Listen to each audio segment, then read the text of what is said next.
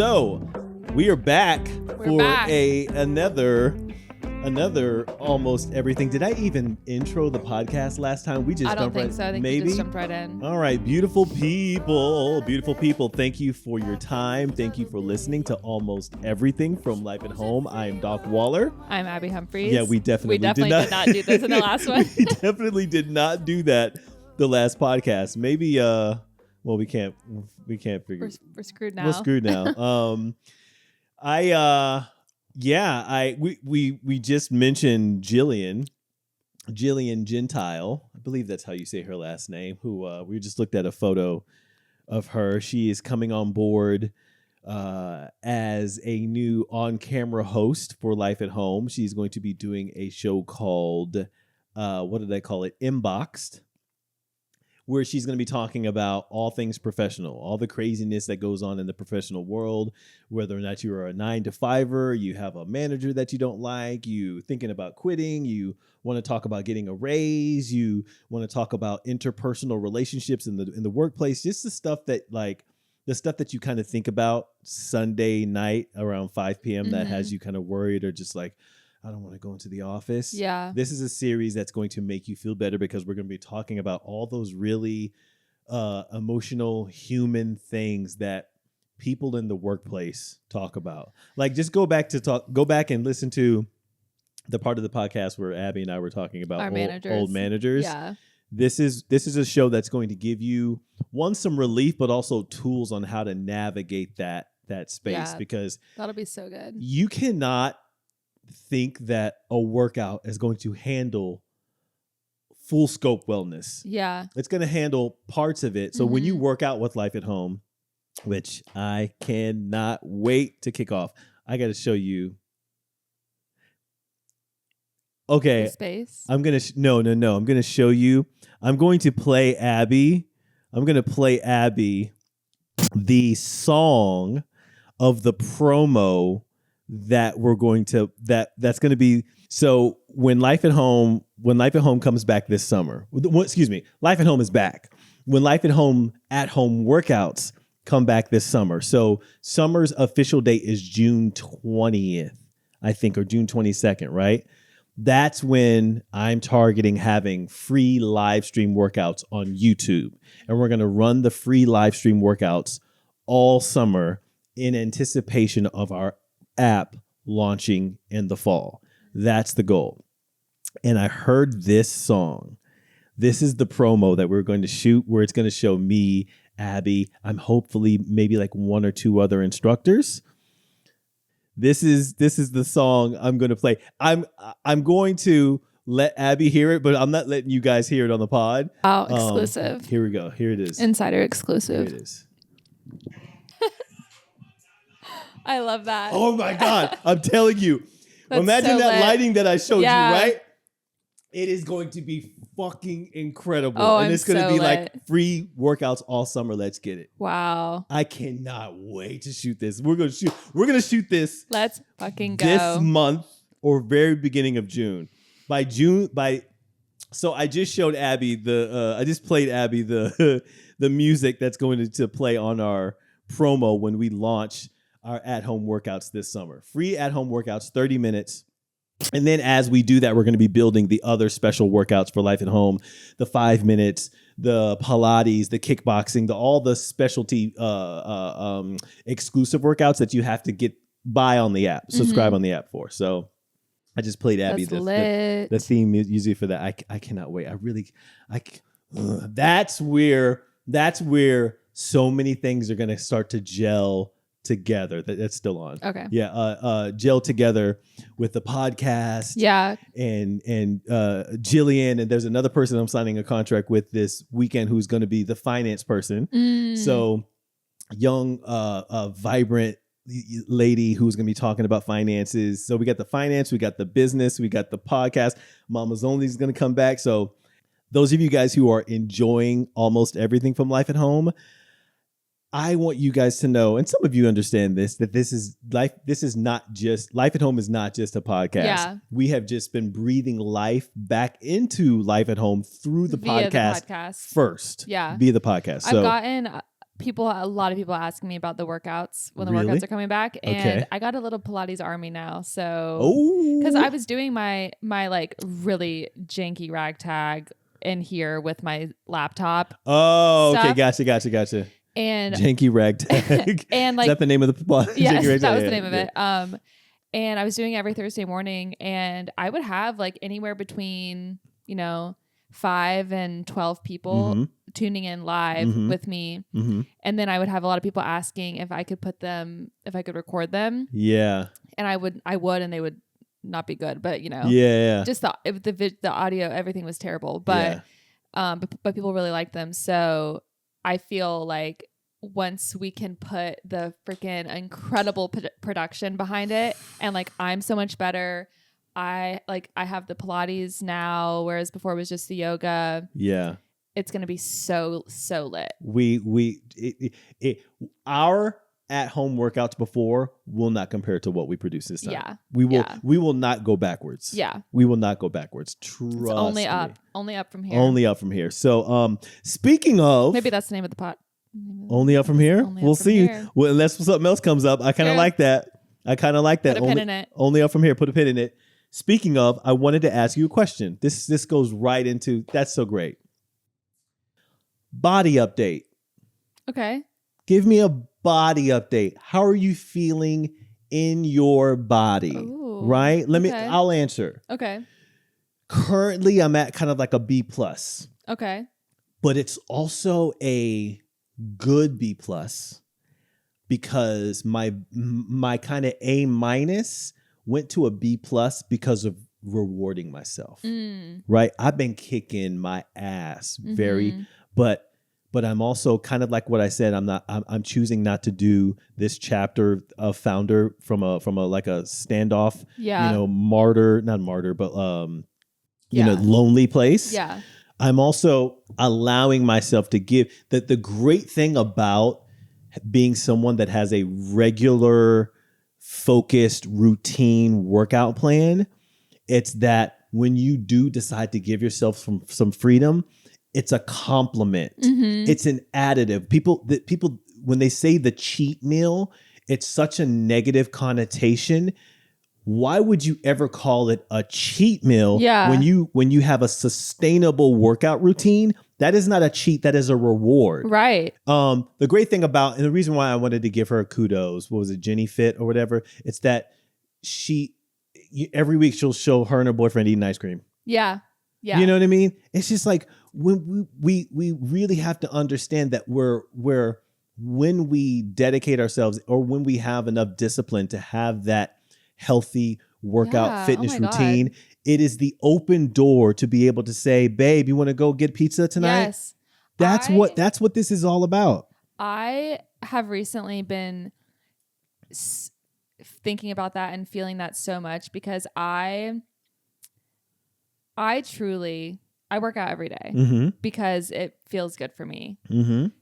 I also eat whatever I want, to be completely honest. Yeah.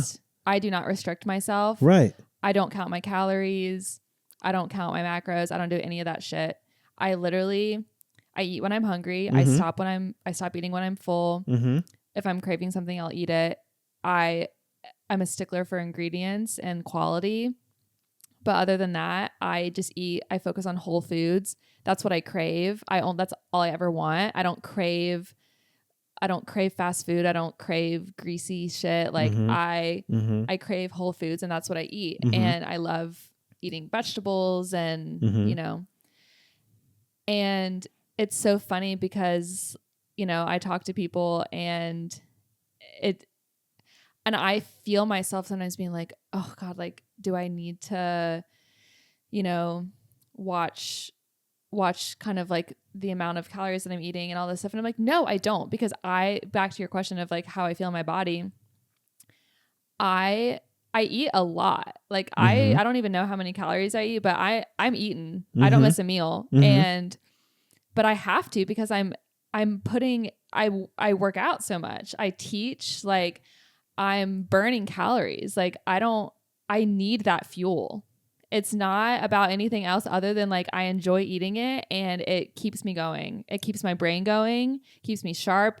I feel good. Like, and there are times if I do, you know, like forget to eat lunch or something, or I don't, if I'm, and I feel it and I don't feel good if I'm not eating enough. So I feel like the reason I've been feeling good in my body recently is because I'm just really trying to be intuitive about what I'm eating and how I'm moving my body.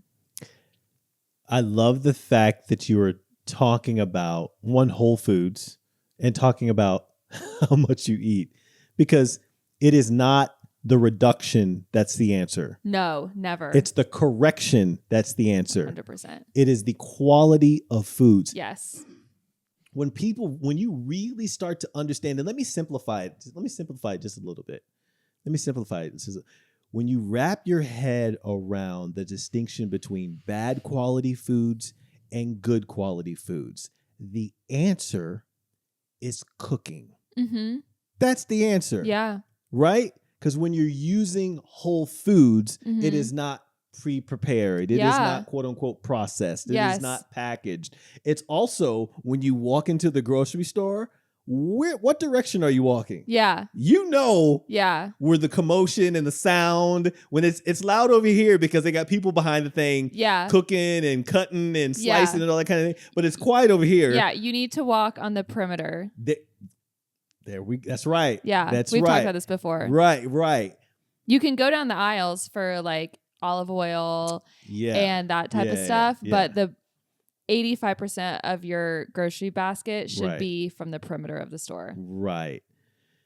Cook your food and you'll start to realize it's really a time thing. It takes a lot of time. It takes a lot of time to get that stop eating kind of thing out of your head. To retrain. Here's really the only time stop eating works, or is the answer, in my opinion. Which actually stop. Let me speak carefully. Stop eating is never the answer. Yeah.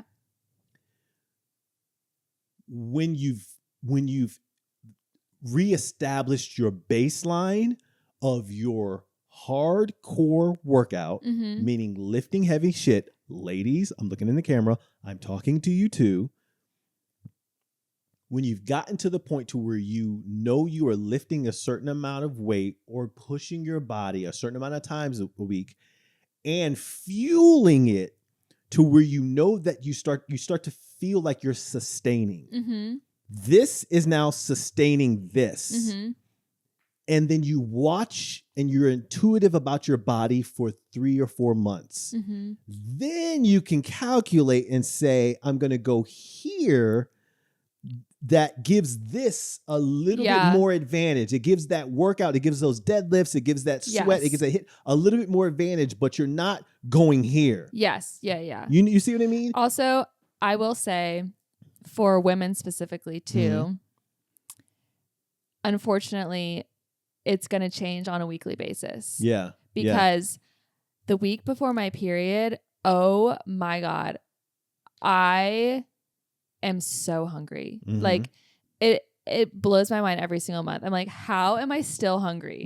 Like I literally just had a 400 calorie smoothie 30 minutes ago. I'm ravished. Like I'm so hungry. And then there's other times where I don't even I just don't really have an appetite. Like there, and it, cause men's hormonal cycles are 24 hours and women's are like this. And like the amount of food that you have to eat changes, like the calories that you consume, like depending on how much you're working out, there's so much to it. So it's like, obviously establish your baseline, figure out what works for you with your cycle, but also on a daily basis, tap in, figure out how you're feeling, be intuitive, and go from that place as well. Could not agree more. And I'm glad you pointed that out about women, because your equation is going to be much more advanced than ours. Yeah. Right. You guys are doing calculus. We're Yeah. doing. You're doing 1+1. 1+1. Right. Yeah. But no matter how intimidating that may sound, if you're paying attention to it over a couple of span of months, it's the study. It's what are you listening to your body as opposed to listening to Fred, who just got healthy but started an Instagram account. Totally. Right. And also, like, I think for me, something that has been a way for me to think about it is it's almost kind of fun. Like, I'll just be like, I'll wake up and I'll be going throughout my day and I'm just like, I'm really hungry today. Like, my body must be working overtime, whether it's because I'm still burning calories from the 6 p.m.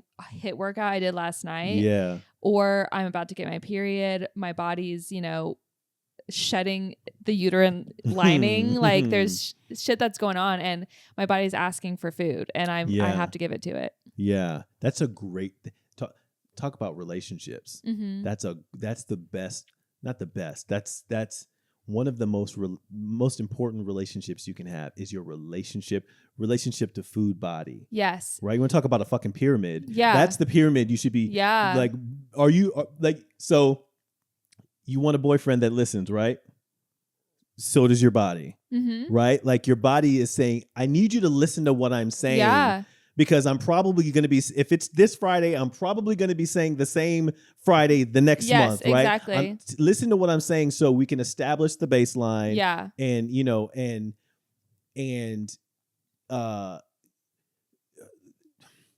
hunger is a statement. Hunger is a statement, but it's not always saying the same thing. And it's also like something that I had to learn. Because, I mean, I feel like a lot of people have struggled with this, but I've definitely struggled with, like, my relationship with food, my relationship with my body. Like, it's kind of a given, I feel like, these days, especially for women. And it's like something that I've tried to teach myself is that hunger is like neutral. It's not good or bad. Right. So it's like feeling hungry. I used to be like, oh my God. Like, oh my God, like, why am I hungry again? Yeah. But now it's just like, it's neutral and I just need to fuel. Like, and sometimes food is just fuel and sometimes it is a reward and a treat. And like, it can be like, this amazing thing if you allow it to be. And it's tough because whenever you have a complicated relationship with food in moments that you want it to just be celebratory, sometimes it's hard to shift gears from fuel into like, no, I'm eating this because it tastes good. God forbid, and like being able to just be fully in the moment and appreciating food for the sensory experience of it and knowing that the person made it was thinking about, this needs a little bit more salt, it needs a little bit more acidity, and just appreciating that as this artistic experience is incredible. And once you get to that place with food where it can be neutral and it can be fuel, but then it allows space for it to also be this really cool experience. But also the endorphins and the positivity you get from a HIIT workout, you can get the same when you sit down to eat a meal with that perspective. Because one, it's based on the reward mentality, and two, you're just savoring it. And it's like depositing in all the right parts of your brain. There's much less worry because of the work you put in and the work you've put into your body, but also the mindset, right? Yes. Like, it's not cheating. It's not cheating. It's life. Literally, that's what life is all about, is like sitting around a table with people you love and eating good food. Yeah. It's not cheating. It's almost like, you know what talking about cheat meal is? Here's the perfect metaphor. People that use the word cheat meal or even have that kind of perspective.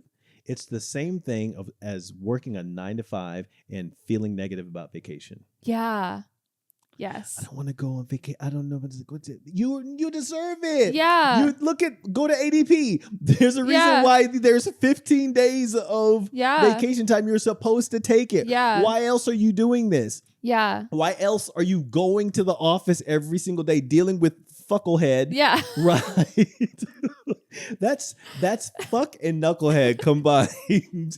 Right? There's a reason. That's why my new would favorite you word. do all this? And I'm only saying all this because, well, one, I say it's a B plus, mainly because I know that when I get home today, I'm probably gonna take a nap after I drive back, take a nap, and then probably go out and get some sprints and do a little kettlebell, that kind of thing. Because I know, but maybe I shouldn't even call it a B plus, because I don't know if we saw those images of that meal I had the other night. I know, that's what I was thinking about when I was talking about the chef and like they and my girl has certain dietary restrictions, and she called because the dietary restrictions that I know that she has, I did the research about these restaurants, and I said, hey babe, what do you think about this one? I think she called ahead and was like, hey, what do you guys cook with the oil? And they only cook with avocado oil, they only cook with olive oil. And she was like, great. She said, great pick, babe.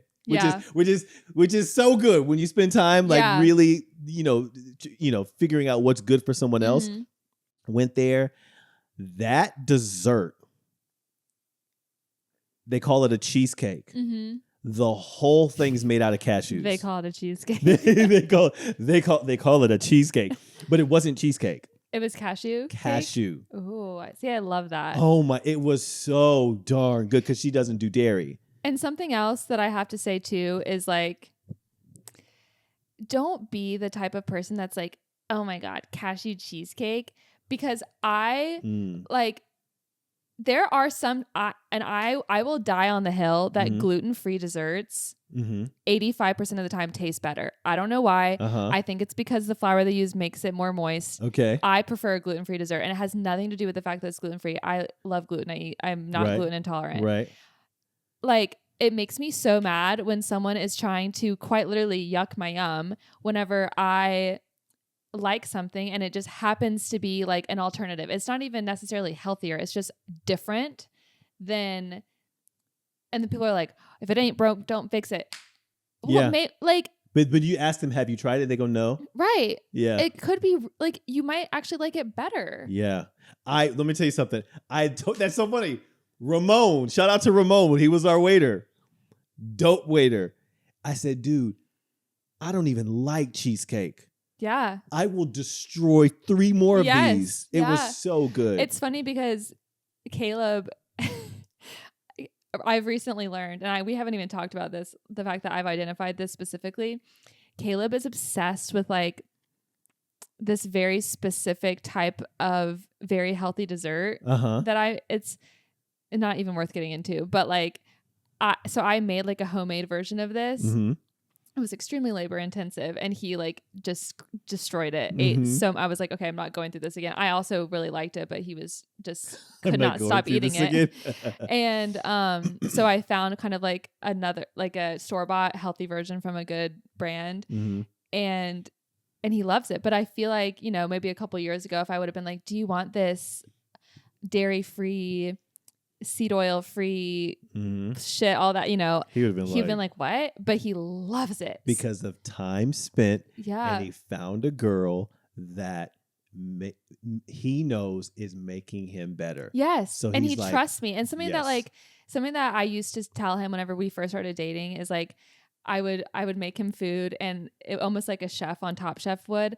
I would explain everything that was in it, because I'm like, I want you to know what's on your plate. Yeah. I want you to know what you're putting in your body, because, depending on, maybe you don't feel great after it, and maybe it's because you have an intolerance. Like, you just don't know. Yeah. I think it's important to know what you're putting in your body, the ingredients. And at one point, he just goes, as long as you think it's good for me, you don't even like, I trust you. And trust earned. Yes, trust earned. He's like, you're good. And so sometimes yesterday I bought some soup from Whole Foods, and we were eating it for lunch. And he's like, "Is this broth healthy?" I was like, "Yeah." I just said, "Yeah." And then Is he this goes, broth healthy? I think he was like trying to decide if he was gonna like slurp the rest of the broth or not. And he just like Oh, he that's just like he just wanted to know if it was like a good for Could I you do soup this? or like a bad for you soup. And I was Yeah. like, no, it's a healthy soup. Yeah. So yeah, I love that. I loved those pictures. That's when I messaged you. I was like, oh, we got some shit to catch up on. You weren't talking about the meal though. I wasn't, no, because I could tell it was the picture that she took of you from your. But you didn't know that before on the other photos. You didn't. I mean, I saw the arm, the soft launch. I saw your soft launch.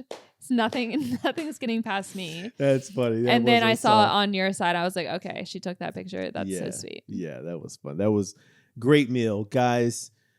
Treat yourself. It's just, yeah. I think we killed it. Just checking with your body. I think this started with like a body check-in. Yeah. It's a good question. But new segment? We don't need any new segments. No new segments. No. We don't need new segments. We haven't even gotten into it. We haven't even gotten to our cold open. Okay. All right, cold open. Your turn. Ready? No, I asked you first this time. Let's see. Cold open. Who sparked the most joy or the most interesting challenge in your world over the last 7 days? Pass. What did the world teach you this week that you weren't necessarily looking to learn? Pass. What's one decision, big or small, that you've been circling this week but haven't quite landed the plane on yet? Pass. Was there a moment this week where you felt truly seen by a stranger, a friend, or even yourself? What's the context? Pass. What's one thing you did this week purely because you wanted to, not because it was on your to-do list or part of the ambition plan? Pass. You answered that one. I only have one more. One more. What's one thought or question that's been on a loop in your head all week that you're finally ready to put down? Okay, I guess I got to smash that one. We need to figure out something. We need to figure out something when you can't answer. Yeah. What do we do when we can't answer? When we can't answer. Okay, got it. Okay. Got it. Okay. Okay. Okay. Okay. If you can't answer, I'm scared. You have to. We'll do a truth or dare. Okay. But it's never a dare. Okay.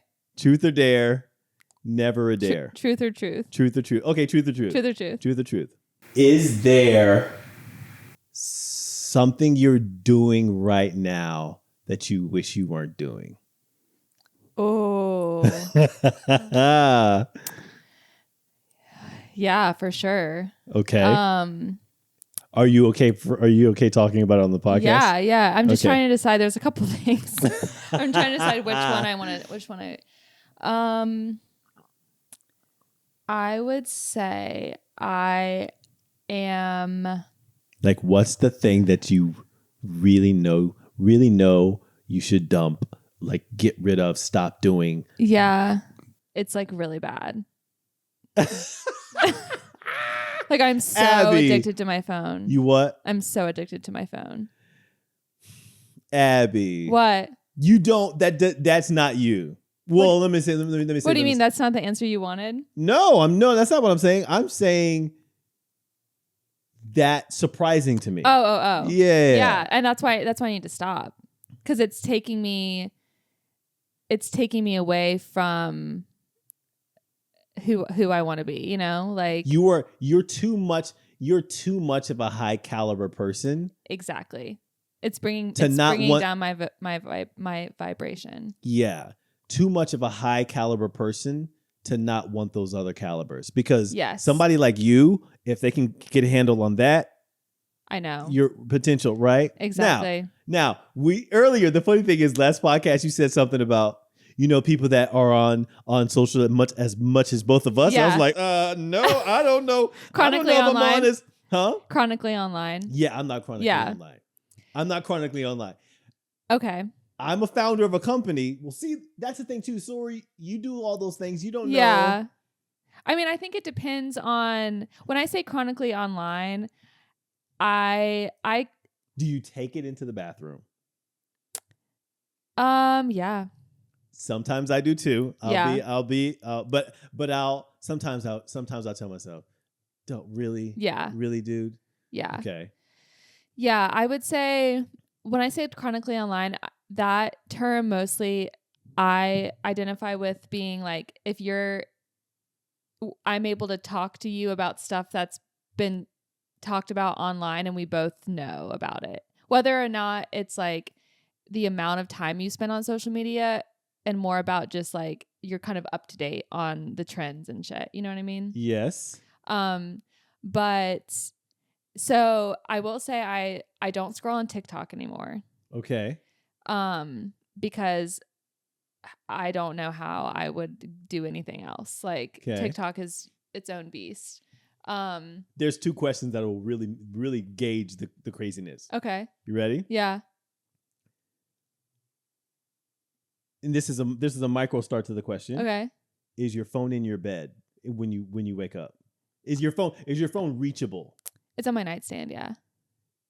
Do you check? Do you open up social media before you get out of bed? Yes. That's bad. I know. Abby. I know. And that's why we literally have a brick. And I've talked about it before. Yeah. And I used to brick my phone at like 9 p.m. and then I wouldn't brick it. I wouldn't unbrick until like 9 a.m. when I got out of bed. Mm-hmm.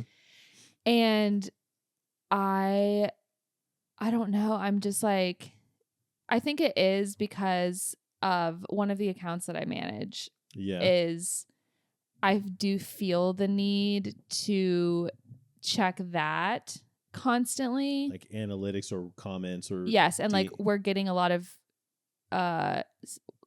like I need to repost if we get tagged and stuff. Right. And like it's been reiterated to me that that's extremely important. And so it's almost kind of like my job's on the line in a way where if like and I know that that's an excuse, but like in a way it's like I really do need to be checking it like on. Not true. I need to be checking. Because you have how long? I have 24 hours. Yeah, right. But then other people also have access to the account. So I'm like, I don't want someone to be like, oh, this was posted like 10 hours ago and she like hasn't, you know what I mean? And I know that that's an unhealthy dynamic in general. Right. And 100% doesn't matter if I were to just brick my phone at night. So that's the answer to the question. And I've talked about it before and I haven't done anything about it. So I just really need to stop doing that. Can I tell you something that kind of blends into the last podcast? Yeah. This young lady that I'm seeing, she stayed over and she goes, okay, show me your routine. Show me your morning routine. You know, before either of us grab the phone. Yeah. Which is normally. Is this going to be a flex? Yeah. Okay. Pretty much. Subtle flex. Sat down, both got water.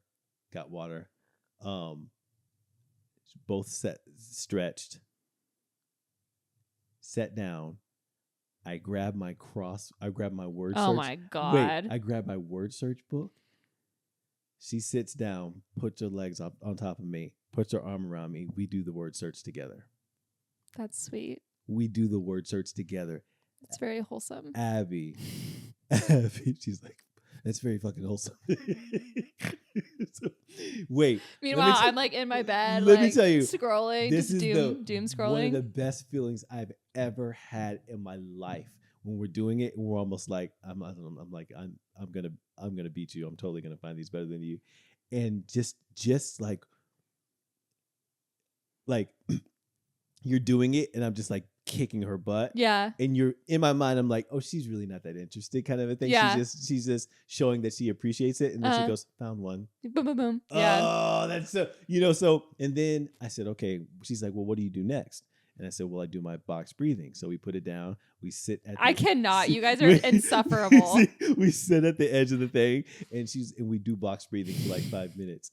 And then Abby, I'm just like, sold. And then you read your Bible. And then you pray. And then we pray. But it was. You go to the soup kitchen. It was that. No, that's great. I really do love that. And, but that's something that I've done. And if I do it, sometimes I'll wake up in the middle of the night at like 2 a.m. to go to the bathroom, and I want to check the score, see who's winning the game. Yeah. I'll allow myself that. And if I find myself, I'm like, okay. And if I find myself starting to scroll, there's no way I'm picking it up at 4. Oh yeah. That's something I don't do. I don't wake up in the middle. If I wake up in the middle of the night and I can't go back to sleep, I will like read. Gotcha, so I have that. Yeah. And something that's actually, I'm just going to talk about now. It was going to be my recommendation, but something that I recently did, thanks to my mom, is my mom has the New York Times subscription. Okay.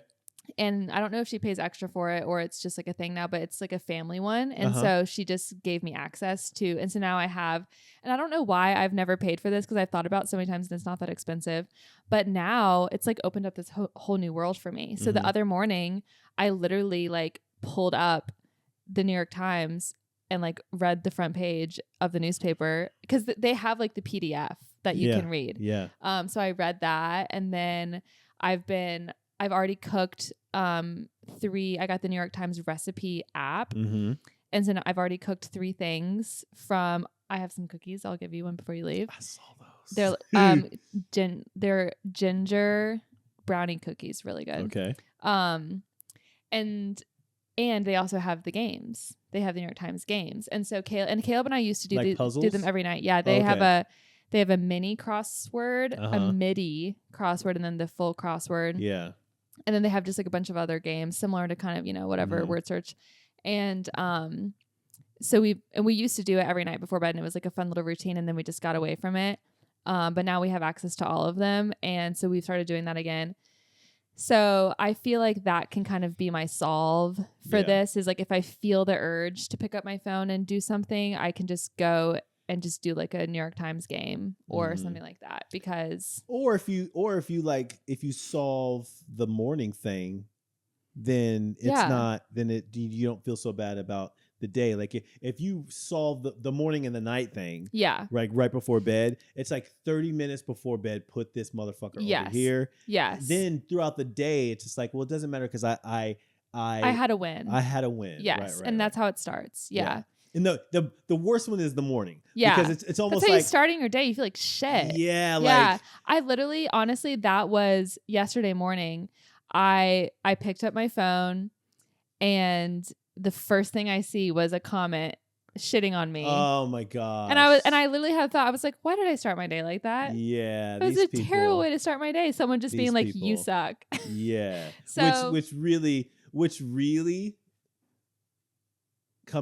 in the craziest thing is like, they probably decide to comment that after they see something that they wish they saw in themselves. Yeah. You know what I mean? Yeah, for sure. And like, I can acknowledge that 100% and still be like, damn, that kind of hurt my feelings. Yeah. Yeah. I agree. Did it just get like dark in here? Yeah, because outside got darker, I think. Oh, okay. There's like every now and then that the thing on the light, side. Yeah, it did. All right. Well, that's a good. I like that. Yeah. That if we can't answer. Yeah, if you can't answer truth or truth. Okay. Now it's your time to. I got to see if I don't even know if I can answer those. Okay. Who sparked the most joy or the most interesting challenge in your world over the last 7 days? I mean, that's an easy. You already talked about your morning routine with your girl, so okay, you can't. Okay, pass. What did the world teach you this week that you weren't necessarily looking to learn? Pass. I answered that one last episode. What is one decision, big or small, that you've been circling this week but haven't quite landed the plane on yet? I'm going to pass. Was there a moment this week where you felt truly seen by a stranger, friend, or even yourself? What was the context? Stranger, friend. Okay, can I mix it? Can I remix it just a tad? Sure, just because I failed. Yeah, no. failed. Yesterday, the company that I work for that I'm using money to fund LYFE at Home, there was a job shadower. One of the guys that works on a different floor, his 14-year-old daughter came in and shadowed most of the marketing team, right? Okay. And she sat down in one of our campaign ideating, like campaign creation, meetings. And this young girl just was so, and I was so animated with her. I was just like being laughable. I make all the meetings fun and things like that. And I was making her feel celebrated and things like that. But she, in the middle of these campaigns, I said an idea for the campaign, and it really hit the room. And then she was like, "What also you could do this, blah blah blah." And she was like, and I said, "Who are you?" And you can see her kind of You're just like, "Give this girl a job." I'm just like, that's literally what I said. I was like, "Do you want a job?" And everybody starts to crack up, kind of thing, like, because I just walked away. She just like took up space, and at 14, it's like my took up space in a way that my 17-year-old nephew. I have a young niece that would do the same thing. That's like this young girl. I was like, are y'all seeing this? Yeah. She had an idea that was fucking great. Yeah. In a room full of 30-year-old and up marketing execs, she did this idea that was so on point that I was like, that is great. And then afterwards, then after the meeting, it was her time to shadow me, and I brought her into this big studio room, and I showed her these commercials that Spike Jonze did with FKA Twigs for Apple a very long time ago. And I showed her, he also did a new commercial for On Running with Zendaya. And I showed her this. I was like, and there was like the behind the scenes making of the commercials. And I showed her like, this is what you have to fall in love with, the process and the choreography and things like that. And she just got it. Yeah. And I was like, you need to think about, because she was deciding whether or not she wants to go into the creative world or into the veterinary world. I was so ridiculously impressed. So it's not so much that she saw me, but I saw myself in her. Yeah. I was like, when I was your age, I was trying to let her know you're different. Yeah. Yeah. Girl, you are different. The way that she like didn't cower. Yeah. And like. And the fact that, because we've talked about this before, that will stick with her. The fact that she had the power in that room, and that you gave her the space and celebrated her. Yeah. That at that age is so transformative. I hope so. Because that girl, I was like, you should be. And then I started talking, after I showed her the commercial, I started looking up the amount. She was like, how much did this cost? I said, millions of dollars. She's like, no. I was like, yeah. Yeah. I said, Apple probably told Spike Jonze, who filmed Her and did all the movie Her. I said, they probably gave him a blank check. Yeah. You know what I mean? Like when it comes to like Zendaya and all these type of things, like it's just when they go find you, they tell you to tell them how much it is. Yeah. A company like that, right? And so I'm just letting her know, like, this is not just the creative world. This is a world where people make bank. Yeah. And so she was so I felt really good. There's a movie. So two of my favorite directors in the world are Spike Jonze and Lisa Cholodenko. Lisa Cholodenko made a film called High Art that just destroyed me many years ago. She also made a movie called The Kids Are All Right. And it's really, if I remember correctly, a movie about, adults dealing with their shit based on like pretending so much that the difficulty that they're having is like because of the kids. Oh, when all reality is like, the kids are all right. Get your shit together, right? Yeah. At the end of the day, that's how I felt. That phrase kept popping into my head. The kids are all right. Yeah. If that's an example of what we have, man, I felt so good. So she was dope. She was absolutely dope. That was good for me to see. Yeah. As a creative professional. Yeah. So, all right, that was it. That was our segment. That was our cold open. Cold open, yeah. Yep. Now we have matter of fact. Yes. Okay. My fact for episode 12, by the way, this is episode 12. Oh, wow. Right. My fact is the second act career trail. People in their 30s to 60s are completely redefining midlife. Instead of a hard stop at 65, the 2026 trend is a career trail off where professionals pursue entirely new second act ambitions they previously put off. Did you know that forecasters are now calling this the new young? As generational cliches are being shattered by 50-year-olds launching tech startups and 30-year-olds taking literary sabbaticals. Okay? This is what I wanted to bring up in regards to that. I think at some point we need to realize that the whole script needs to flip, right? Where in the 20s and the 30s, it's about grinding and hitting it and hustling and getting the career, blah, blah, blah, blah, blah. But when you really think about it, if you're focused on making sure that this instrument is as well taken care of as possible, and it's going to take much more of this. It's going to take adults like us when we get even older, telling young adults, explore differently in your 20s. Because when we came up, you had to have it solved by 40. When I was a kid, when someone said 40, Jamie Foxx said this thing where he needs to stop going. You know who Jamie Foxx is? Yeah. The actor, musician, like God. He said he needs to stop going to clubs and stop acting so young, because he said he pulled up to a club and the girls outside the club said, Jamie Foxx. He goes, what's up? They said, we go to school with your daughter. He goes, oh, right.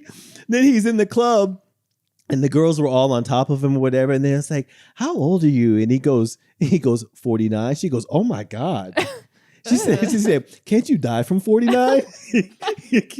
Right. So when we're coming up, 40s was the thing that it sounded like 80. Yeah. Well, I remember when my dad turned 40 and they threw this whole party for him, and it was the over the hill party. Why do they call it that? Oh my gosh. Well, because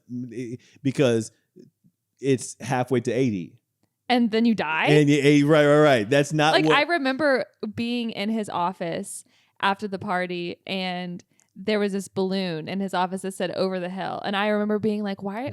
What hill? Yeah. And you're over it now? Yeah. What does that mean? What's on the other side? Is this a good thing? Yeah. Or are you going to fall? Or right. Is it down here from now? Yeah. So I think that we have to start talking to young adults saying, explore differently. Don't try to find the final boss. Only up from here. Only up from here. Did we say this in the beginning? Yeah. And I said that's totally it. Only up from here. Totally. So my thing is, it's like, if you're really smart and you really start to understand where health is going, you can start to understand that you can make bigger life/career decisions in your 40s, in your 50s. Yes. If you're taking, and you get to answer the questions in your 20s and 30s. It's almost just like what I was talking about with knowing what I want. Mm-hmm. The great thing about, and we'll get into, if there's one thing about us, we'll get into it. We'll get into it, right? Like, look, like I think people out there, if you find your person, that's fine. I think you should also understand. I think people should also be more open to age differences. Be more open to, and I'm saying that so I think, should I say this? I think women should be much more open. I think women should. I'm on the edge of my seat. Let me see how this rolls off my tongue. I think women should date older for what they need, and I think they should date younger for what they want. Okay. I mean, I hear what you're saying. Or at least be more open to it. Yeah, I hear what you're saying, because men mature so much slower. So it's like 100%. So it's like, a 25-year-old woman intellectually is going to be matched with, like, let's be honest, a 40-year-old man. Yeah. Like, right. Not saying that should be the age difference, but like, if you're 25 and you're dating another 25-year-old, you are leaps and bounds. Talk about being over the hill. So okay, right. Yeah. So what I'm saying intellectually. is, as a woman in your 20s and 30s, if you're exploring, I don't want you to think that just because you hit your 40s, if you decide to like not have kids or whatever, that it's no longer time to have fun. Yes. You see what I mean? Yes. I think that you should, and I don't think that, especially when you went out to like find yourself. Yeah. Like not so much don't give your, okay, now I'm getting closer to what, don't use your 20s and your 30s, don't waste your fucking 20s and your 30s on some knucklehead. Yeah. Yeah. Go find you, right? Go find you. And then when you're mid 30s to late 30s, you can find an older gentleman, right? Or if that's not your case, since you did so much work on finding yourself, now you can have fun. Yeah. Date younger, but you're so in tune to where you are. Now you've got boundaries to where that fun is done. Because when you're younger, you're confusing that fun as to something you need to tie down. 100%. Which shouldn't be the case, yes. right? So I'm trying to glue both sides together, right? So understand that there's more for you to do in the career space as you get older. If you are taking care of yourself, taking care of, 50s and 60s, that is, bro, there's some badass 60-year-olds out here.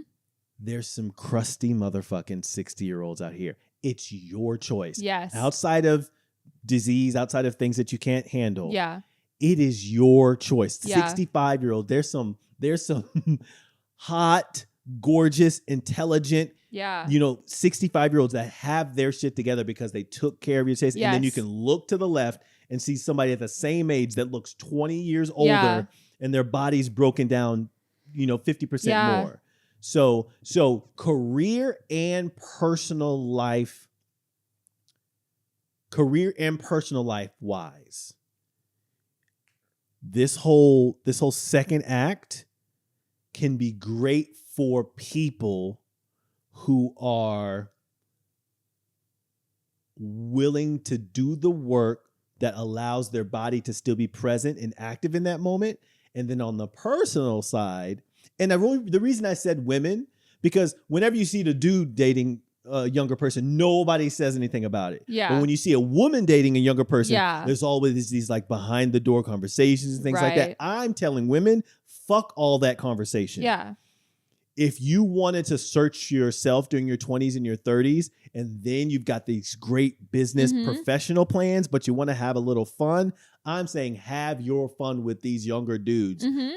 But do it in a space to where you can tell them, this goes back to a couple episodes ago, okay, you can go now. Yeah.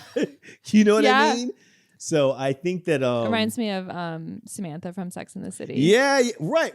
She is like right. Yeah, she did that. That's her. She's like a badass. Exactly. So I just think we need to think differently about these like preconceived notions about age and career. Like I wish the fact that my mom lost her job recently, if she was in a different space physically, it would mean something completely different. Yeah. It would be a completely different story.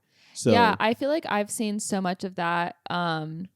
One of my best friends, her mom is like in her second act and literally like has started a completely new business, has started hiking, like did like the El Camino trail. One of the ladies that comes to my Pilates classes, I was talking to her after class on Wednesday for like an hour, and just like I learned so much about her, and I learned that she the reason she stayed, she was like, hey, do you mind if I use the mirrors in here for a couple minutes? I want to practice a dance move. And I was like, period. Like, go off, queen. And so she's in there.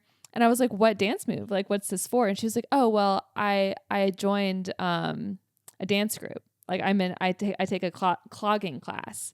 And I was like, oh, tell me about it. So she is in this clogging class with a bunch of like 15-year-old girls. And she's the only woman. And she said that there was a adult group, but she was like, honestly, they like weren't really my vibe. I wanted to be with the younger girls. And so she asked if she could join. So she's in this dance group with her daughter. And she said that, and literally the dance move that she showed me, it was basically a pop, lock, and drop it. And I was like, I'm obsessed with this. She looks so good. And she has like, her oldest son's about to go to college. I was like, I would have had no clue. I'm like, you look like you're 30. Like, she is incredible. So I love that you don't, age is but a number. Age is but a number, and the opportunity, and I think the way we're the conversation around it is changing. Yeah. I think we need to be more, like you said, 60-year-olds starting tech startups. There's probably going to be VCs and angel investors that are going to be looking for older founders now, right? Yeah. And if that conversation is changing, then we need to have more conversations about, is it Samantha's? Yeah. Samantha's. We need like, ladies, rock out. Yeah. Look, let me tell you something. Let me tell you something. Doc had some Samanthas when he was younger, and I have like profound respect for those moments. Yeah. What they taught me, what I got from them, how those ladies had their boundaries, even when they were like, okay, bye, enough now. So yeah, I think the whole concept around age just needs to happen, but it doesn't happen. It does not happen unless you put in the time. Yeah, it does not. Your second act is going to be a crusty ass act if you don't put in the time to like have your mental and your physical space be there for it. Be there for it. I like the way you put that. So yeah, I've started speaking of social media. Since I do spend so much time on it, I've been trying to make it a more positive space. And I actually have been following like some older influencers. Oh, yeah. And there's this one lady, she's probably 60, 55. And she's incredible. Like, her energy is, she'll do these like get unready with me things where she like takes off all of her jewelry and makeup and stuff. And she's like, heck yeah, I wear a shit ton of eyeliner. It makes me feel so good about myself. And she's like, I don't care if you don't like it. And her energy is so the opposite of these other young influencers that are like trying to be everything to everybody. And she's no substance. She's just like, I don't give a fuck. I've lived my life. There you go. And she just has so much substance to her. And I'm like, this is what I need to be consuming. Like, I can learn from you. Yeah. Yeah. I dig that. Completely dig that. All right. Your fact. So this was actually a request from somebody for us to talk about. A request fact? Yeah. Request. That's interesting. I requested, because someone asked if I had heard about it, and I was like, no, I haven't. They were like, you should talk about it on the podcast. Oh, that's awesome. Okay. So I don't know a lot about it, but looks maxing. Have you heard of this? Looks maxing? Looks maxing. I have a lot of assumptions in my head right now, but I'll let you finish. It's a viral trend where mostly young men are treating their faces and bodies like optimization projects, analyzing jawlines, eye angles, and even attempting DIY bone smashing, all in the belief that they can mathematically hack attractiveness, even though experts say it often leads to anxiety, body dysmorphia, and risky behavior. They're doing this physically to themselves? Yes. And it's interesting because I've noticed, have you heard like mewing? Mewing? Like making your mouth look like you're saying mew? I don't really know where it came from, but over the last 2 or 3 years, I have not, like, people are just telling me about these things, and I'm like, I don't know what you're talking about. But it was my old company, one of the guys that worked there, he had a 10-year-old son, and they would always make fun of me in the office for being like the Gen Z. Right. And they would always try to be like acting like they knew stuff and asking if I knew about it. And so he would be like, okay, Abby, here's one for you. Do you know what mewing is? And I'm like, I don't know what that is. I think it's literally like this thing that you can do with your jaw to like basically suck it in and make it look like you have like a snatched jawline.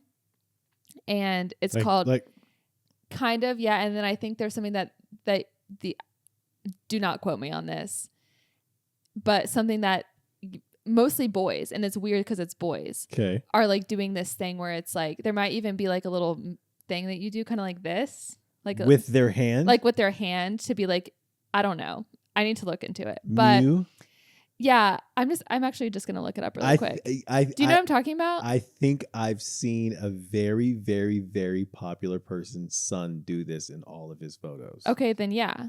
I think it's a tongue posture and nasal breathing thing to make your jawline. Yeah, it's like it's almost like you like suck your lip, you suck your tongue in. That person's doing it? Yeah. Oh wait, but that's before and after. That's a different age. But yeah, it's like something that you can do over time to like snatch your jawline. And something I've just noticed with like my brother's age, they're obsessed with their jawline. And like and it's like this whole thing of looks maxing, like maximizing your looks in a way that, and it's has like a term, whereas women just have always had these beauty standards, and now men are like making it a thing as if they invented it. Yeah. But I'm just like, what is this? And everybody at the table was shocked that I hadn't heard about this, and I was like, I don't know. There's so many things going on in my head right now. Okay. I am okay with young men taking pride in how they look and how they present, because some of y'all look like y'all have never seen soap. Yeah. Okay? Yeah. I'm cool with that. I'm cool with, but there's so much artificial action towards ends that actually can never change. Right. There's nothing you're ever going to do with your tongue that's you know what that is? That's like when people say, can I spot reduce by doing abs? Right. That's the equivalent, exactly, right? There's nothing you can do. What I would love is to hear more about young men doing something that builds their self-esteem so they can get used to like loving the thing that they actually are. Yes. But there's nothing wrong with, and I do this, my nephews, this is something I love about my nephews. My nephews love it when I come over and talk to them about hygiene. Yeah. Because when Uncle Daniel comes, he's got this high quality soap and this like when I show them about like charcoal scrubs and things like that, they're like, Uncle Daniel, what is this? Yeah. And I'm sitting in the bathroom with them, a 15, 16-year-old boy, which is the weirdest age, like right? Skincare with them. I'm doing skincare routines. They're like, and they're trying to be hard, but then you see, like, hold out your hand, you put something and I rub it in your face. And they smell and they go like this, they go like this, and they go, yeah. right? Yeah. I'm like, that shit's good, right? Yeah. They're like, yeah. And then you're hanging with them like, Uncle Daniel, can I use some of your lotion? Yeah, right? Yeah. That whole thing, I think men need to do that with men much more often. Totally, yeah. My dad would never did that with me. He might say, go brush your teeth and go to bed. Yeah. Kind of thing. But like teaching young men about, one of the best things I did recently, I showed my nephews how to wear cologne. And they were like, oh, thank you. Oh my gosh. They're like, I'm like, relax. Yeah. And do the thing where they do it in the air and walk through it. It was like, first of all, that's not enough. Like, Yeah. But I was like, where should you put cologne on? Yeah. And I said, they were like, Uncle, and I said, right here. They're like, what are you talking about? I said, hug me. What? Yeah. And like, hug me. Yeah. And I made my nephews hug me, and he hugged me, and I said, where's your fucking nose? Right. Right here. And then they go, oh, yeah. right. So I think that there are so many. The reason why you're saying all this about the tongue and all that kind of thing, and I'm being reserved because in my mind, the 44-year-old dude from Alabama wants to say, what the fuck is wrong with these guys? Right. But I'm trying to have a little bit of grace because there's so much more that young men need to learn before that. And I don't want to discourage. Right. Because.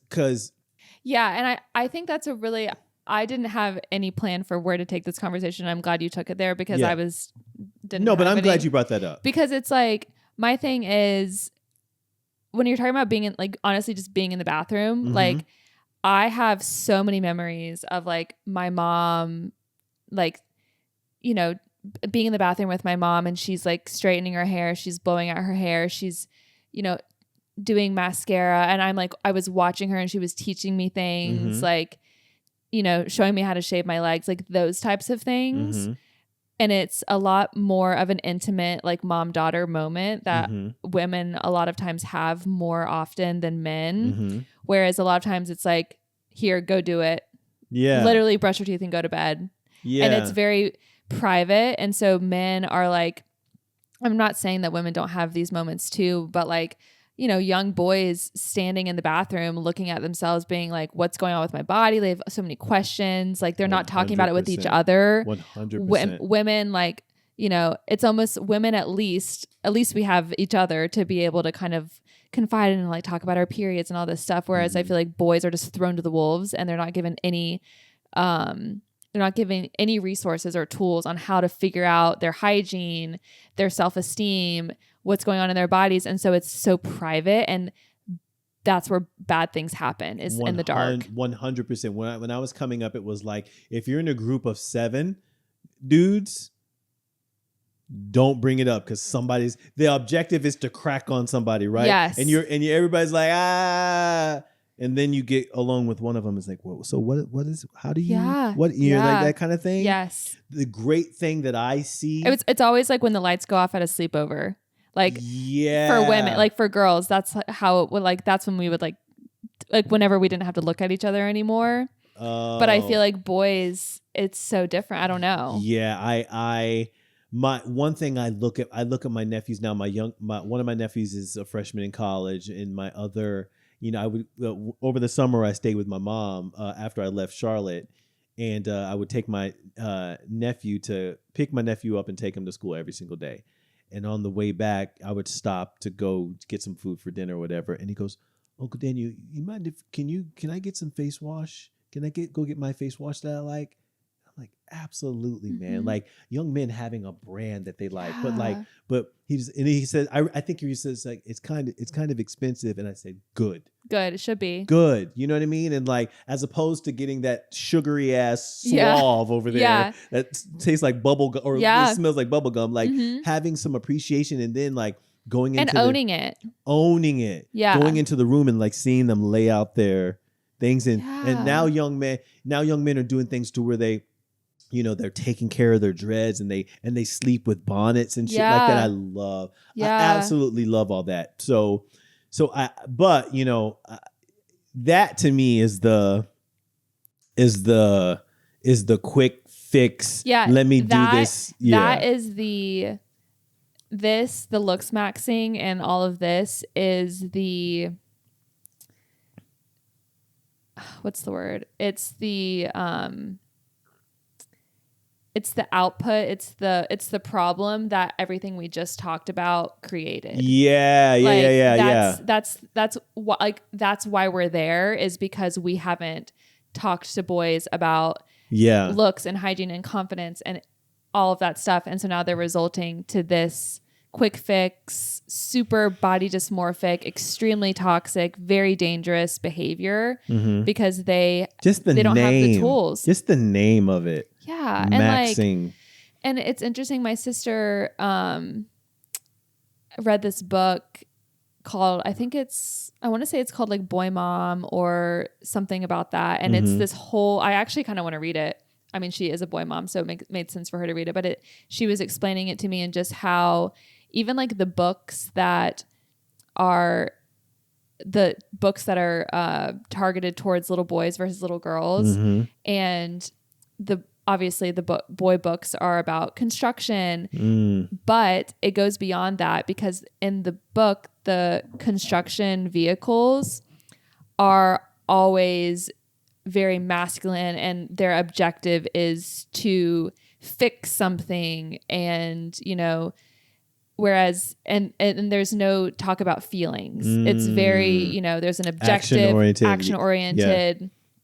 Whereas the girl books are oftentimes about, the bunny, and the bunny got its feelings hurt. And so women from birth are taught to be empathetic and understand people's feelings, whereas boys are. So the psychology behind all of that is very interesting, and there is a way more to that, but you're 100% right. The more I hear you speak, the more I'm like motivated to like find a way to address this, either through what I do or through Life at Home. It's so, because when you talk about how you interact with your nephews, like, that's so incredible that they have that, but a lot of people don't have that.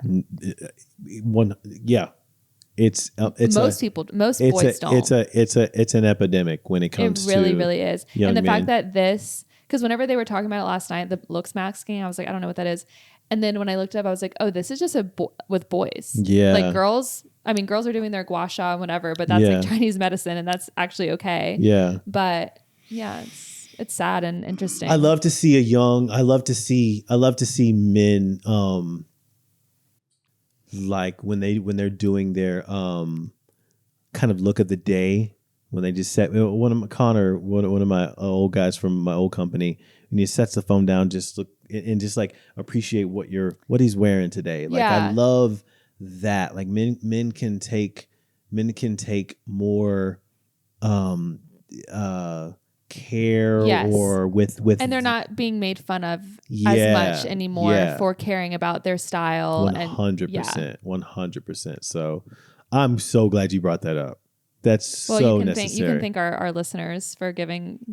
Hey, listeners, thanks for the suggestion. That was great. Now we have a question. I think we're going into Mom's question. Mom's question. Mom, I'm kind of scared. No, it's a good one. It's lighthearted. Okay. Here we go. She said, viewer question.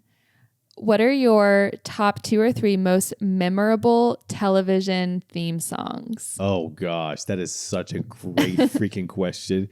That's such a great question. Okay. This is very easy for somebody, because I believe I came up if there was a sweet spot for television sitcoms where, nowadays, that's such a good question. So nowadays, if you look at things like The Walking Dead, Game of Thrones, The Morning Show, Ozark, things like that, the opening is much more visual. Yes. It's like the jingles aren't. It's taking much more time in design, which is great. I love the fact that it's like Severance. Like this. I haven't seen the that. Severance. Oh my gosh, you should just watch the Severance. Opening. Yeah. Like sometimes after you watch it, you'll watch shows, you'll skip over them. I watch the Severance one every single time because it's so cool. But I couldn't tell you what this audio was. Right. Yeah, that's a really good point. Even because like Walking Dead, over the years, the visual would change. Like over seasons, the visual would change. Ozark, it opens up with like this clue. And if you look at it, it tells you what's going to happen. They're just like images, like 4 images. Yeah. And if you look at it, it'll tell you what's going to happen. Oh, that's cool. Yeah. And so I think studios are putting much more into how the openings look. Back then, it was like, who are you getting to write the song? Yes, and it would just be clips from the show. From the show, right? Yeah. And the person would come turn around like this. Yeah. that would be yeah. That would be the like right. Like in Full House, when they like opening something, like getting something out of the fridge and just like whatever happened to predictability? Yeah, the milkman, the paperboy, the evening TV. Yeah, see, that is where I would put that up there. I hate Bill Cosby was a massive idol of mine. I actually raised money I raised 15 grand from an individual donor investing in a brand that I was building many years ago because I had a meeting with her and I said, I want to become the next Bill Cosby. This is before we learned about all the nasty shit. Kind of bullshit that he went to. So I'm not saying this because of him, but I'm saying it because of the actual show, all the people that Bill Cosby's the Cosby Show. Yeah. The Cosby Show themes is hands down the most popular music based because you had like Bobby McFerrin. Yeah, and it's like Stevie, epic. Yeah, it's ridiculously epic. So I would say the Cosby Show. I'd say like Full House. I'd say Saved by the Bell. What's that? When I wake up in the morning and the love is on the morning, I think I'll never make it on time. By the time I get my books and I give myself a look, I'm up in the morning just in time to see the fun fly by. It's all right, because I'll see by the day. Oh! I'm in the teacher got the test. I know I'm in a mess and my dog and I'm home like last night. Writing on my chair, she don't know that I'm there. If I can make it in the morning, it'll be all right. This is what my mom wanted whenever she asked this. That's great. That's Saved by the Okay, so Bell. those are your three: Saved by the Bell, Bill Cosby, Saved by the Cosby Bell, Show, and Saved by the Bell, Bill Cosby, Full House. Full House. There's something I'm missing. There's something I'm missing that I'm gonna regret. I think I might have it. Well, my answers might be different than yours. So yeah. For some reason, and it's funny because Caleb and I just talked about this, and so I know it might be a universal experience for people our age. The Proud Family. The Proud Family? Yes. It was a show on, was it Nickelodeon or Disney? I don't think I've ever heard of The Proud Family. That theme song is so good. It's a kid show? Yeah, it was like a kid show, a cartoon. Oh, okay. I've never seen this. Okay. And Proud Family, they'll push your buttons, make you wanna hug 'em. Family. You do have a voice. I told you. You do have a voice. Okay. And it comes out during the Proud Family theme song. No, let's go. And it's so funny because Caleb and I were talking about it, and we were singing it together, and then he's singing it, and then I was like, at that part, he's like, yeah, that part, and it was visually and like, oh my God, The so Proud good. Family. All right, I may have to go back and yeah, just watch that one. I could sing it from start to finish. There's so good. another one that the Brady Bunch. Oh yeah. The Brady Bunch. Oh it's yeah. Iconic. Okay. I gotta put that up way up there. Yeah. I don't want to look any up. I would want it to come to me. Yeah, but yeah, the Brady Bunch. A Different World. A Different World was a spinoff, kind of a spinoff of the Cosby Show. I was gonna say Friends. Oh, that's massive. Yeah. Yeah. That's massive. Okay. Yeah. I mean, I know before I even seen. It's funny because I'm actually watching that. That's one of the things I'm doing to make money for Life at Home. If I still have to do it, I'm watching those. Yeah. Wait, you're watching what? Friends? I'm reacting to Friends and in two other shows. Yeah. Oh, nice. I'm putting that. Yeah. That's in the background. Yeah. Oh, that's. But good. yeah, I knew that before I even seen. And it's good. Like it's good whenever there's Scrubs, like shows that. Yeah. Even if you didn't watch the show, you know the song. Yeah. And you can connect it. Yeah. And then personally, Survivor. There's no words. I can hear it now. Yeah. I can hear it now. And they have all the contestants like flashing on the screen, and it's like a moment, like it's like them in action. I've never seen an episode of Survivor, but I've heard the trailer before. Yeah. I can hear it. So I just had, of course, that's for me. But. Abby, I'm so glad that you were right about your voice. I told you. You actually can carry it. I told you. Yeah. No. That all right. I stand corrected. That's pretty good. Thank you. All right. Great question. Thanks, Lisa. Thanks, Lisa. We are at the end. Did we? Yeah. Yeah. We made it. We made it. All right. We said we would be quick, and we were. Kicked butt. Quick question. Coachella. Are you a festival person? I've just been seeing a lot about it. I've been hearing a lot about it. Are you a festival person? Funny that you ask, because I historically have not been a festival person, but I should have acted on it. I the other morning was about to like buy tickets last minute to Coachella weekend 2 and just like go to Coachella by myself. I didn't tell any. Actually, I did text my friends and I was like, I texted my 2 friends that will sometimes be spontaneous with me. And I was like, in all seriousness, I found a place. I looked at flights. We can do it for under $2,000. And one of my friends was like, if I didn't have each?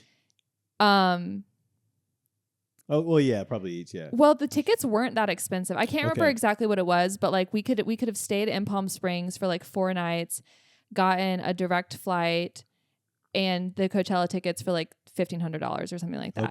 Okay. And my one friend was like, I actually totally would, but I have my annual company party that I can't miss or something. And then of course Justin Bieber like had the most epic brought up Billie Eilish, and you don't even I have no idea what the scale. I love Billie Eilish. Okay, like I love Billie Eilish, and so I just hate that I it's funny too because after weekend 1 I was like, there's no way that the internet can break anymore off of Coachella after what Justin Bieber did, and then he literally brings up Billie Eilish as the One Less Lonely Girl. I'm like, you do not even understand. That's so. I'm really kind of outside the circle on what that really means. Do you want me to explain the cultural significance to you of One Less Lonely Girl? Yeah, and Billie Eilish of it all. Yes, because I'll do it quickly. No, okay, yeah, go ahead. This will be helpful for other people that don't understand. Yeah. So, growing up, teeny bopper Justin Bieber, every show would bring up. He has a song called One Less Lonely Girl. He would pick someone from the crowd and they would be the one less lonely girl. Okay. And he would put them in a chair and he would serenade them and like come up to them and kind of like, sing to them, serenade them. And it was since he was a kid. That was like his thing that he did. And every girl's dream was to be the one less lonely girl. That was like, oh my God. Gives me chills even today. Okay. And Billie Eilish, before she got famous, was just like, I mean, I think she's my age, maybe even younger than me. She was a huge Justin Bieber fan. Like, loved him. And she would make she has all of these YouTube videos of her reacting to Justin Bieber. She was like... before she was famous? Yeah, she was just a normal girl. Was obsessed with Justin Bieber. And, then she got famous and they like kind of had, I don't necessarily know their like professional relationship, but obviously, and she was like in the crowd at Coachella with Hailey Bieber. So she obviously has a relationship, right? But she had no clue. And so whenever he starts singing One Less Lonely Girl, Hailey literally pushes Billie up onto the stage. Cause the other thing too is Hailey Bieber is like, can sometimes, which rightfully so, can be a little like, not jealous, but will just has her boundaries with people with him because he's like, Justin Bieber. And so people, and that's a really intimate thing for him to be like hugging on someone and like serenading them. And so it really could have only been her. Like it really just had to be Billie. Okay, I have a question. Yeah. Did he do this to taper some of the response to his performance week 1? Was this strategic? Let's bring up Billie Eilish. I don't know. Yeah. I'm on the outside. I don't know. So, because I've only heard certain things about his performance from weekend 1. From week 1, I heard people say this was the worst thing ever. Yeah. And I heard people say I love the minimalist. It was really cool, creative, and kind of thing. So I had mixed emotions about it too. Because I mean, I was like, I've been prime time audience for Justin Bieber. I am that age, Yeah. And at first I was like, okay, he got paid $10 million for this. Like, don't you think you could put on a little bit more of a show? And part of me still feels that way. However, something that I appreciate about it is he was like honoring his roots. I mean, he got started on YouTube. And so he was honoring his roots as an artist. He knew that everybody there grew up with him in that way, watching him on YouTube. I think the Billie Eilish thing was a nod back to that because that's also kind of like, gotcha, that makes sense. And yeah, also like he's had to overcome a lot of shit in his life and in his professional career. And I think it was kind of just like, no, I'm going to stand up here and it's just going to be me and my my aux cord and my laptop, and I'm going to show you where I came from and where I'm at now. Like, I've made it. I heard that it was a little choppy because he was using Wi-Fi as opposed to being fun. That's so funny because I had a live stream that I had to do at this company. And the previous one I did, I was connected to Wi-Fi and I was wondering why it was screwing up. And somebody like me should know better. Yeah. Because all the live streams we've done at Life at Home. And then Wednesday, I had the biggest one that we did. Yeah. Finally connected, through Ethernet. Wired in. Yeah. Right? Yeah. And it went perfectly. Yes. How did it go this weekend?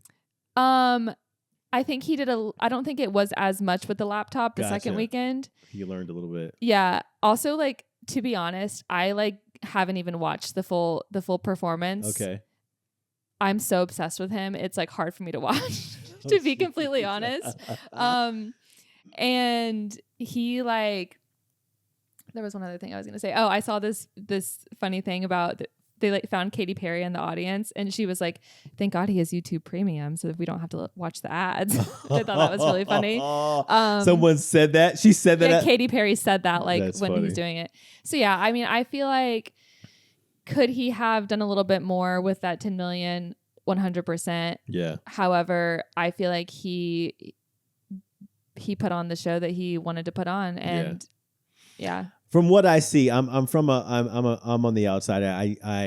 There are some songs from him that I'm just like, this shit is incredible. Yeah, he's so talented. He as a singer, the dude is I love the fact that when it comes when it always comes down to it, the dude has actual talent. Yeah, there's so many people out there that when it comes to it's just a ploy. Yeah, like the dude, he can actually sing, especially whenever watching him whenever he was 10. Yeah, like it's raw talent. Yeah. Instrumentation. He's good there. Not great instrument. He's not Anderson .Paak. Right. But he's good there. I saw the thing that he did. I think it was at the Grammys a couple weeks ago. That was dope. He sounded flawless on that. Yeah. His new album is pretty dope. Yeah. I hear even the podcast I listen to talk about it.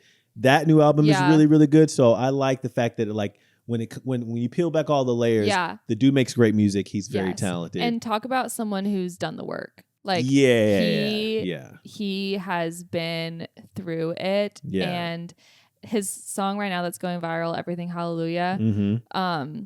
I was talking to some people about it, and he literally has there's one line that says, brush my teeth, hallelujah. Mm-hmm. And it literally is like, I think my interpretation of it is sometimes that's all you can do is literally just brush your teeth. And honestly, for some people that are in the depths of addiction, depression, that is a hallelujah. And so I feel like his album and his whole career, he literally peels back the layers and is raw, just with his music. So yeah.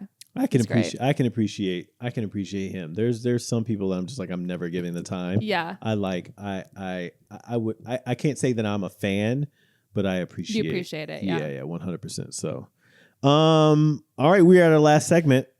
Yes. I gotta find something. Almost nothing. Yep. And this is where we share a tiny delight, a personal win, or a recommendation. Yep. And I already used mine earlier. Did you really? Okay. Mine wasn't getting the New York Times subscription. Tiny delight. Ooh, I got one. Okay. Plantain chips. Oh, yeah. Holy moly. Which kind? What do you mean? Which brand? Or there's lots of. Do you get the sweetened ones or the unsweetened ones? I can't. Are they really sweet or are they raw? They're not sweet. They're these. Oh, sea salt plantain chips. Okay, yeah. Seed oil free. I bought these. I bought an extra bag for the girl that I'm seeing because she doesn't do seed oil. Okay. And that's why she doesn't like your plant butter. There you go. Yeah. 100. You should get ghee. Can she have ghee? I don't know. I'll have to double Ask check. Her. Ghee. Okay. But I just ripped through that bag. But also, if you want something out there, I am a crunchy. Oh yeah. I got it. I was just about to say that. There are some days where it's just if I don't get a chip. crunch something Yeah. within the next 30 minutes. Yes. I'm going to, No, I completely understand. some certain parts of the day, I the just need like, for a chip is so real. yeah, right. And like, especially if I have like a burger. Oh If I yeah. have a burger, I just want some chips or something. If I have like a sandwich, turkey sandwich. Oh my gosh, don't let it be a cold sandwich. yeah. No, yeah. Don't let it be a cold sandwich. 100%. I need a salt and vinegar chip ASAP. Yeah, and you don't want necessarily something like fried or have the wrong oils, plantain chips, or just like straight potato. Yeah. Plantain chips are just such a great choice. Yeah. Such a great choice. Okay, so shout out to that brand. That's good. I need to, because I've been eating the Siete brand chips. Yeah, big fan. Those are really good, Big but fan. you know, they are still potato chips at the end of the day. Yeah. No, They are, but not they're potato. They're no, they are potato, but No. they're yes. No. What else would they be? They're not potato. Oh no, I know. Some of them are. You're talking about the ones that are That like, are the like tortilla chips. Yeah. And they're made. I'm talking about like they have actual potato chips, but they're cooked with avocado oil. Got it. I can't remember what the other ones are. Cassava flour. Cassava. Yeah. Those are really good. Yeah. You actually introduced those to me on the book club. Remember when I was talking about them? Oh, And I was like, they're not too crunchy. They don't hurt my mouth. Yeah. Okay. Yeah. Okay. Let's see if I have anything. I mean, I don't think so. Get the New York Times app. Just pay for it, or see if your mom will pay for it for you. Can I double down? Plan. Yeah. Find the New York Times Sunday paper printed. Ooh. Go get a coffee. Oh my God, should I do that? Abby. Should I like read the actual newspaper? Abby. With a cappuccino? Please do this and report back to me. Go find somewhere. Sometimes Starbucks will do it. To find somewhere that still has it printed. Certain gas stations. Like from one of the newspaper stands. Yes, Abby. Oh my God. The Sunday Times is about. I started getting. And you're just like. And you're yes, but it just sections: the art section, the business section, the design section, the style section. You can read it for like 3 or 4 days. Oh, you know what I mean? Oh my gosh, I'm loving this aesthetic. And just putting the phone down, going somewhere, and just like you will. And they have these like magazine inserts that they do with the New York Times magazine. The first time I actually read a New York Times, I was in New York when I moved up there to study theater, 2004. Go to the Barnes and Nobles in Union Square, and you just sit and you just appreciate that. Do that. Report back to me. Okay. Tell me what you think. It's such a phone down experience. Moment. Yeah. This is a really dumb question. Do they print a New York Times newspaper every single day? Yeah. Damn. Every single day. Yeah. That's a lot of work. Yeah. I mean, they're printing less nowadays than they used to. There's a certain point where you can walk up and down the street and every 5th person has a New York Times, but because of digital, I wish. They still print. Well, I'm gonna do that on Sunday. Boom. You guys have been great. Go in peace. We did it! Holy moly, we stuck it out. 2:33. Okay, a little